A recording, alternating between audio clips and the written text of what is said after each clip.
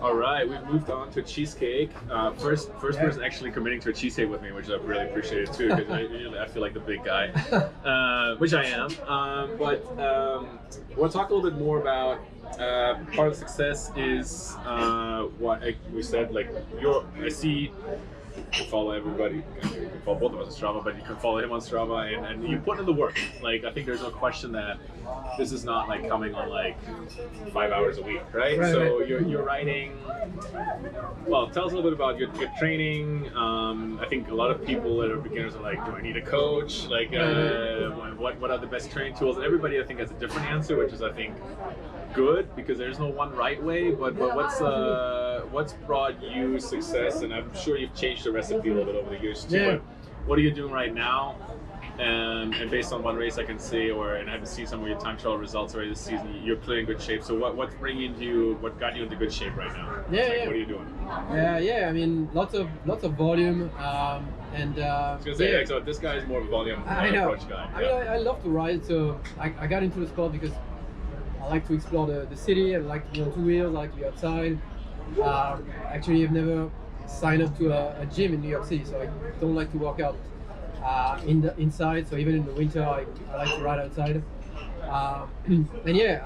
Lots of volume through my beginnings in Cat 4, Cat 5, Cat 4, Cat 3. Also, when I started being on the team, I was training a lot with the team. So on Echelon, we would ride, meet up in the park. Same thing, RBNY, we had some like training sessions on weekdays in the park and then on weekends.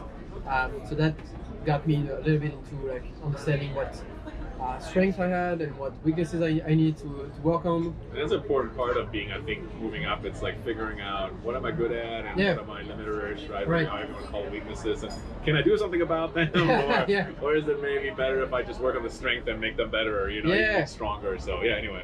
No, for sure. I mean, I know I'm a terrible sprinter and I'm trying to work on that, but still not getting there. I know I'm more of a TT breakaway kind of guy. I also love to climb. I used to be heavier. I shed some pounds to be a better climber, so that's helped a lot. Even though races around here don't have a ton of climbing, when I do some climbing races, it's definitely helping. And I mean, I never felt the need to have a coach. I know a lot of people have coaches and like that structure. I always felt that it would put too much of a structure or maybe pressure on me, and really wanted to be independent, to have that freedom. I wonder if that's the European perspective. I know. Like, it isn't. I mean, it's not that people in Europe don't have coaches, because I know many people there too, but.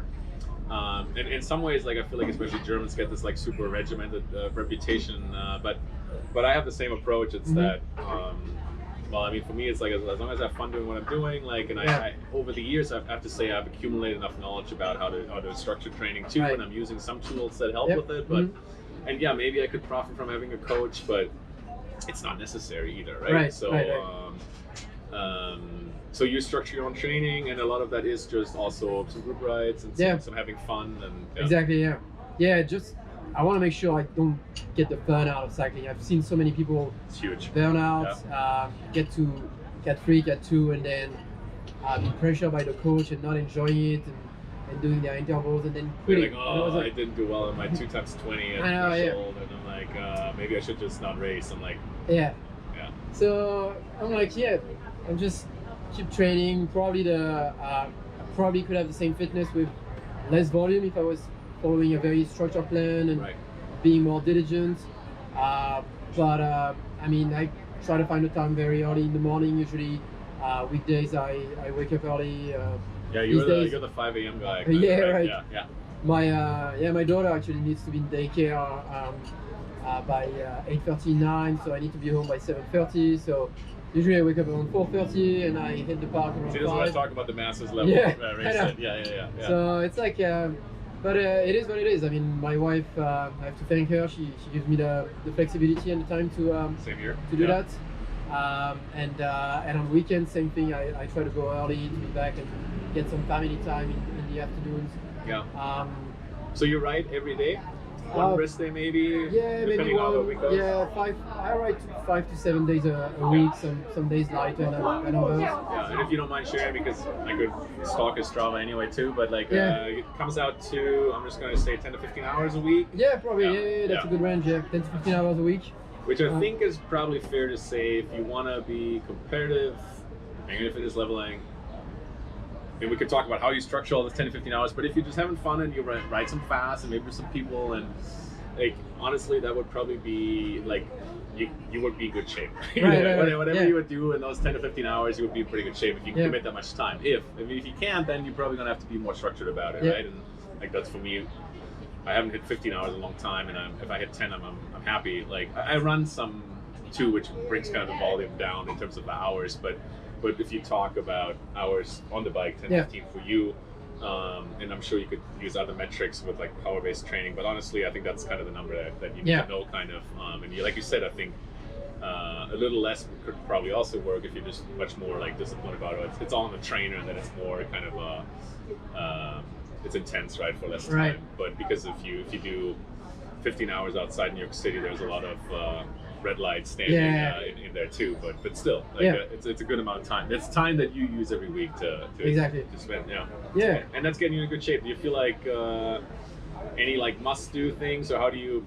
Obviously, you're not just doing the same thing every 5 days of the week or every 7 days of the week. You probably have like one long ride in there, maybe a couple of long rides, talking 4 hours and longer probably, and then maybe a couple of sort of intervals, like longer or shorter. Is that kind of roughly the structure, or? Yeah, usually, I mean, try to do the long rides on the weekend, obviously. Which again, the amateur cyclist perspective, especially in the winter, try to keep that pace, and then especially during racing season, try to do the most intense workouts early in the week, like Tuesday, Wednesday.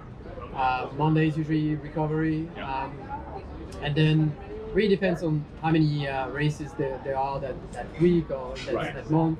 I probably have a tendency to be a little bit overtrained and do too much. So maybe more rest would be actually beneficial sometimes. But because it forces you to rest. Right. Yeah. But I enjoy being on the bike. I like to be out there and to put in the work. So I want to make sure I keep it fun. And, and if that's what's keeping it fun, as always, I was talking to teammates, it's like if you're having fun on the bike, that's like the main thing, right? Because like you said, we see a lot of people who get really into it and then they burn out within 3 years, maybe also because they don't get the results that they want, and they kind of forgot to keep it fun. They move up a little too quickly, sometimes upgrade too quickly, and then realize that in order to stay at the level, they would have to continue training in that way that maybe wasn't sustainable for them. And if you can keep it fun, that's huge. I think when I see your rides, you're always riding with other people, you're mingling, you're doing your own thing on River Road, and I think there's a lot of, like, I can see, like, all right, Christophe just enjoys riding. Like, I can very clearly look at your Strava, it's like, this guy just enjoys being out on the bike every day. Like, this is not the coach told me to do X, Y, Z. Like, this is like, I'm having fun. You know, I'm getting away, I'm going outside, this is my adventure today. Like, this is the fun part. Exactly. Going outside, trying to get some KOM sometimes, sometimes just ride, chill, like social rides. I end up doing a ton of training solo because of how early I have to go sometimes. But I enjoy riding social. I actually rode a ton with some of the guests you had before on the show, like Vince. That's Joe, right.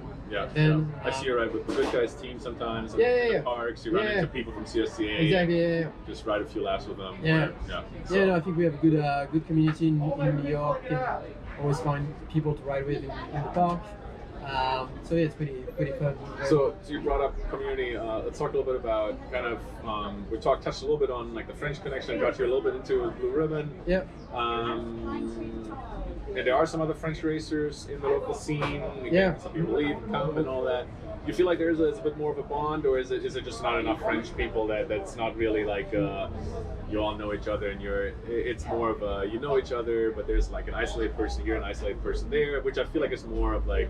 There are some Germans in this different team, like probably not as many as French even that I know of, and it's more like you know each other and you talk, but it's not big enough of a community that it feels like a community. Really.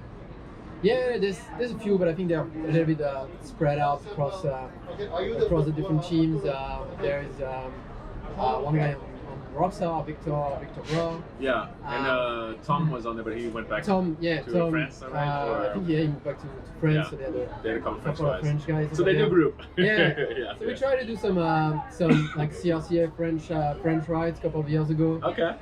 So that was that. I think Foundation had a guy, JV Arrighi, but he got out of cycling. Yeah. Then we have a couple on Blue Ribbon. And then NYCC also has a. Yeah. They had a couple of guys. I think now they're down to one. But I know at least one of them. Yeah. Okay. Yeah. So they had Ed and also this guy, I forgot his name. Seb. Sebastian Hugo. Yeah. So yeah, there's a few guys, but I think they are very spread out in different teams. Yeah. Do you feel like and I think that's the case for a lot of the others too. You started road racing and cycling here, so for me it's like a lot of the, all the knowledge I have about cycling is really an American kind of perspective. Yeah. It's like, do you feel like you come in it with like a French perspective, where you really like, you've been in New York City for a long time now, like you have kind of the American perspective on cycling, and there isn't really a friend. You didn't grow up racing in France, and you don't know really what the racing there is like. I don't know if you've ever raced there. No, I know you go back there. and I've seen you ride there a little bit, but like on Strava. But I don't think. Same here. I've never raced in Germany. I've ridden there a little bit, but it's a different scene. So do you feel like your perspective on cycling or on racing especially is this very American, and then maybe on cycling in general is more French, or is there a difference? Do you feel like? Yeah, I feel like it's more American. Yeah, as you said, I've never raced in France. I understand that the races are very different. Not so many crits, more road races. Actually, I understand from Pascal, who's one of my teammates on Royban, that the level of racing is like very hard. Yeah. In Europe. Those road general, races, especially then. Even when you talk to people who actually raced over there, went to race in Belgium or France, American racers, they always say that. Going to Belgium is probably like throwing yourself into the hardest possible situation anyway. But road racing, I think in France it's harder, but because I think the courses are different, the type of races are different.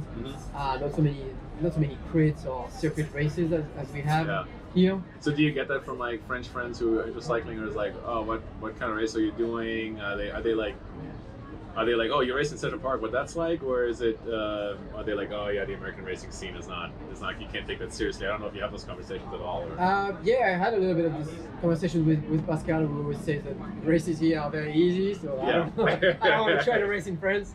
It's hard enough for me. Yeah. But yeah, that's the little bit of background that I have on amateur racing in France. Never had the chance to race over there. Actually, never had the chance to ride a road bike over there up until a couple of years ago when I went to the south of France to see some family, and I rode a little bit over there. But there's many places that I would like to explore in France and on the road, but never got the chance to do that. So definitely more American perspective on the sport, even like racing and riding.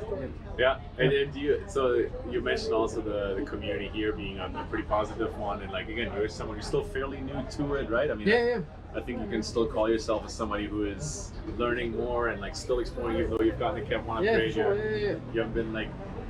It looks like for you it's been a pretty easy, always an easy transition, organic development kind of, like a natural kind of progression. You're connected with a lot of people. I think riding in the park, there's always see people.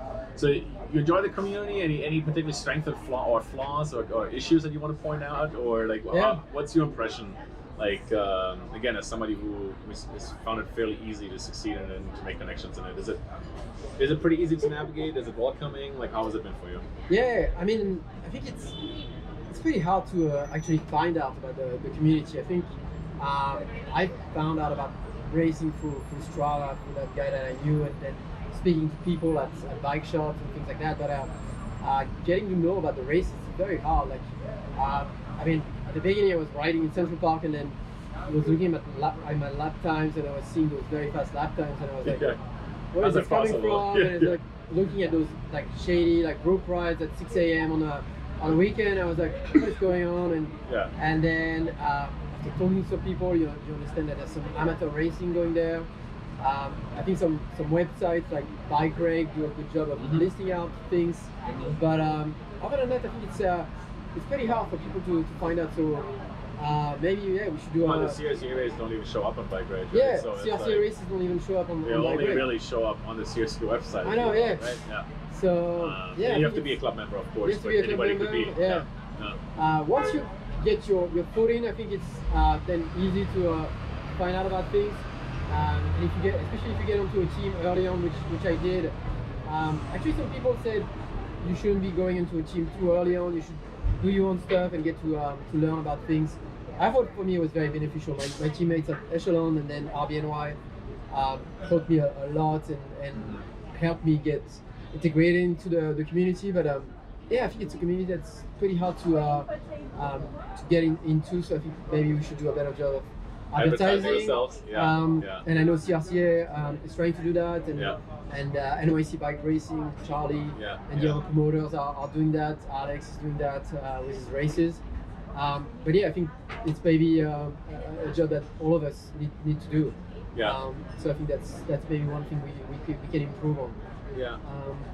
I think the lack of visibility, which again a lot of it comes from having a race so early, right? So that most people probably don't. Well, you might see it if you're running in the park or something like that, but at that early hour on the weekends, not everybody's doing that, right? So that's a problem too. Any issues you see, or any like difficulties you have other than visibility? Is that the main thing you've seen, or anything else that stands out about New York City? We've talked a little bit about already, kind of being, because you have so many options here, it's always easier to stay and race here, but you've done some race outside anyway, so it's obviously possible to do a lot of racing outside the city too.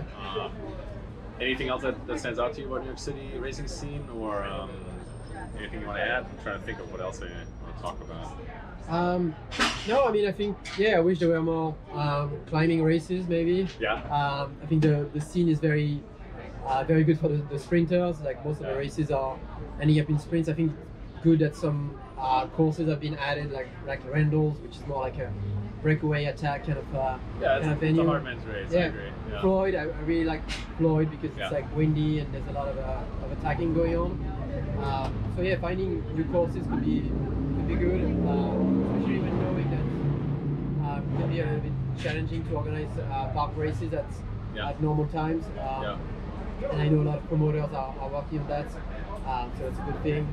I think the only real climbing race is Bear Mountain, right? It's probably Bear Mountain, which we call Bear Mountain, but it's not going up Bear Mountain. No, it is still hilly. Like High Mountain. At least hilly, you can call it, I think. So obviously you need that, but that might be hard to make happen in the city area. But there's some around, right? You could always go to like Green Mountain Stage Race if you really want to hurt yourself. And you were. And maybe that's a transition. You're 40. Well, you're race age 40 now. I don't actually know if you've hit 40, right? So you're eligible to like. I always call like 35 plus. There's some races who have those categories, which I call the baby masters. But you've graduated to official. I think 40 plus you can officially call yourself a masters racer.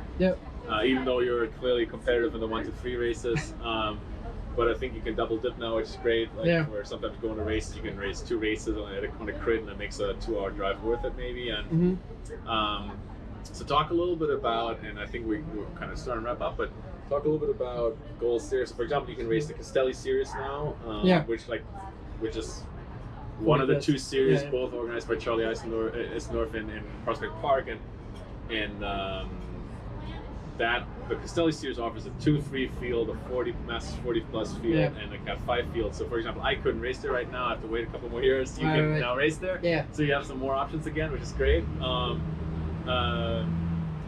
So what are kind of your goals now that you're 40 plus? That gives you a few more options from the racing, which is always great, right? You're somebody who races a lot. And what are some goals now that you've reached the Cat 1 upgrade? This is like the first year, well, again, not maybe full race season, but a pretty good race season where you're at Cat 1, just hit 40. We've talked a little bit about burnout. Like you clearly don't strike me as someone who has the burnout yet, but you probably started to set yourself different goals now. Like whatever that is, like maybe winning 2 races or winning a race on that course this year, or I don't know. How do you structure that? How again, you don't have to tell me your target race, so I sit on your wheel during that. It's fine, but and they're probably not the same target races anyway, because like this, yeah, Christophe likes the climbing stuff. But what are some of the goals when you look at that? Is it like, let's say, a state championship? Is it win a, I don't know, win a series? What are some of the how are you keeping the motivation up right now? Yeah. What are the goals from here? Yeah, no, totally. I mean, yeah, you hit right on. I mean, I knew I was not getting any younger. I knew I was going to hit 40. Wanted to get that upgrade before. And some people are saying, well, you should stay at the category that you're in because then it's going to limit in terms of races. But then I was like, I'm going to be able to do those 40 plus races anyway, so might as well upgrade. And yeah, for example, for the Castelli races, obviously I'm not able to do the 2-3 anymore, but I'm going to be able to do the 40 plus. So that was definitely something that I had in mind. Like, I'm not getting any younger, and then I can race against masters. There's some very strong masters around here. There are. So yeah, it's not Southern California, but which is like the legendary Masters racing scene with all the doping cases too. Sorry, Southern California, but it's competitive. Yeah, I mean, there's definitely enough people. I mean, I don't think there's 110 people in those 40 plus races, but they're pretty big fields too. Right, yeah. So yeah. Yeah, so yeah, I mean, looking at those 40 plus races, I think CRC also has a 40 plus ranking now. I'm hoping to talk to Jerry Capco, who's was the last winner of that, or leader. I don't know if he got the official award for it, since whatever the status of that is. But so they have season scoring there, which is attractive, of course, right? Yeah. So that's a goal. Yeah, I mean, looking at these like races as a Masters 40 plus. Yeah, I was hoping initially I think the World Championship was supposed to be at Bale. But 2020 was supposed to be, And this year they were supposed to do it. I was going to race that race as a 40 plus, but I think they cancelled it or it's been postponed at least. No, it's on. Oh yeah, okay. It's called the Bloomfield Road. Oh yeah, but it's not going to be in July. Berna. It's not going to be in Berna. It's a 4 drive. Yeah. So I don't know if I'm going to be doing that race. I'm hoping to go, but we'll see what late July brings. But well, the goal is to be up there with a few people. Got it. I'm motivated for state championships. I know that in the state of New York, we always have that kind of like there's a community kind of by Buffalo up there, and then there's New York City, and like somehow either the state championship is here so that the people from up north don't come, or it's up there so the people from New York City don't come, because there isn't that much in between, and hopefully not offending anybody in Albany, but there just aren't enough races in between that we usually meet in the middle. It's kind of either you have to drive either if you're in New York City, you have to drive 4 hours to go north, or the other way around, or like Grant's Tomb was the state championship crit for like 2 or 3 years ago, and then of course everybody who won was from CRCA or a lot of people from New York City. But I think once it goes upstate, all of a sudden you don't have that anymore, and it changes and all the upstate people. Okay, so some races you're clearly not short of goals. No, not short of goals. Trying to keep racing, maybe hit different races. Not worry about upgrade points, which is nice. Anymore, yeah, which is nice. We talked a little bit off camera about how that changes your perspective a little bit sometimes, because you're not. You can ride a little bit more win or lose, or like go all in, because like, you're in a break. Let's say you're in a breakaway of 8, and like, okay, well, I only need to be 2 guys or 3 guys to get an upgrade point here, and maybe then you play it safe rather than saying I'm going to go with an all or nothing attack and go for first or nothing, or you either get first or 8th, it doesn't matter, or you get first or last or whatever it is. So that changes your perspective, and that can be a good liberating thing too, right? Yeah, so, for sure. And you certainly raced that way at Randall's too this past weekend. So in the usual aggressive style. So. Anything concrete that you're like, okay, I want to? Sounds like a Bear Mountain win is almost kind of like the ultimate goal still, like one of those Philly races. Do you have one race that's like marked on your calendar in red for the future years? It doesn't have to be this year, or like one goal that's definitive, or is it really more just kind of explore and have fun? And maybe exploring, have fun. Trying to see what those Masters fields are like. Try to get better at crits. I know when I got into the sport, I wasn't very technical. The first few times I did Grand's Tomb, pretty challenging. 40 crit also. But I try to work on that and get better at technical turns, at pickle juice. I think I kind of got there a little bit, and I actually was my first win in the crit.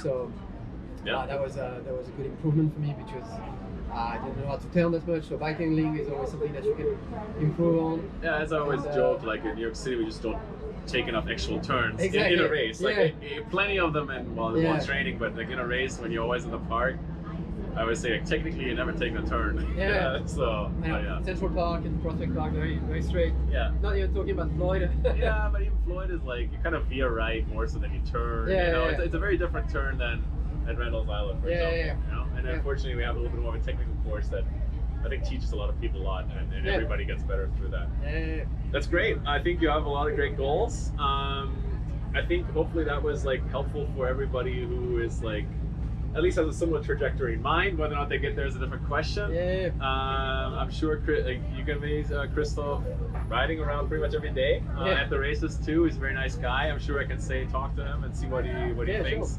Sure. And we wish you all the best. Yep. But not. I hope I can meet him again on Sunday. So we'll see what we can do. Thank you, Christophe. All right. Thank you. See you on Talk Sunday. good.